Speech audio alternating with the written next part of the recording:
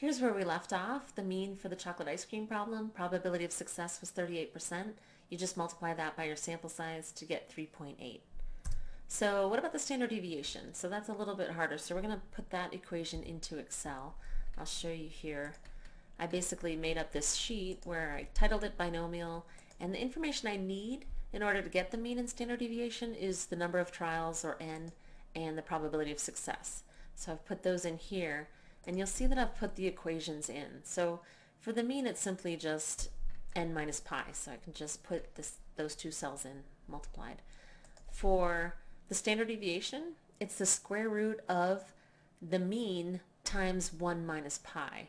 Okay, so just make sure you put those parentheses in, but you're just going to do equals square root and then choose the mean times 1 minus pi. Okay, so when I do that, I get 1.53 for the standard deviation for that problem. Okay, so the next one, where I can just fill in n and pi, is the mean for the nut allergy problem.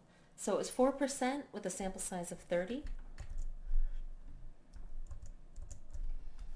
Okay, so I'm just going to do sample size of 30 and 0.04. So I automatically get the mean of 1.2 people being allergic to nuts and a standard deviation of 1.07. Okay. 1.07, so D there. Okay, so let's turn to the Poisson distribution. We finished binomial and we had some foundations about discrete random distributions. So let's turn to Poisson. A Poisson distribution is used to describe counts of rare events. So this is a big one for number of customers per day or something like that.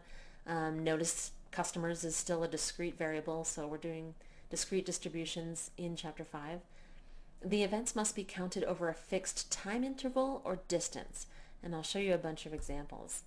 But basically, x is discrete, so number of customers, and it can take on any values from 0 to infinity. So I don't know the maximum number of customers, whereas in a binomial, since I only had a classroom of 30, there could only be 30 people allergic to nuts or not allergic to nuts as a max. So let's look at some examples. How would we recognize a Poisson problem? So a big one is arrivals, like customer arrivals, number of defects, number of accidents, and they're independent of each other, like we've seen before. The probability of one customer coming in is not going to change the probability of the next customer. For determining what kind of problem it is, look for the per option. So for example, if X was the number of customers arriving at a bank ATM in a given minute, notice that you could say customers per minute. That kind of helps me indicate that this is a Poisson problem. And what if X was the number of file server virus infections at a data center during a 24-hour period? Notice you can say number of infections per 24-hour period or per day. That's another indication that this might be a Poisson problem. Or if X is the number of blemishes per sheet of white bond paper. So we're talking about a number of discrete things per unit of time or space.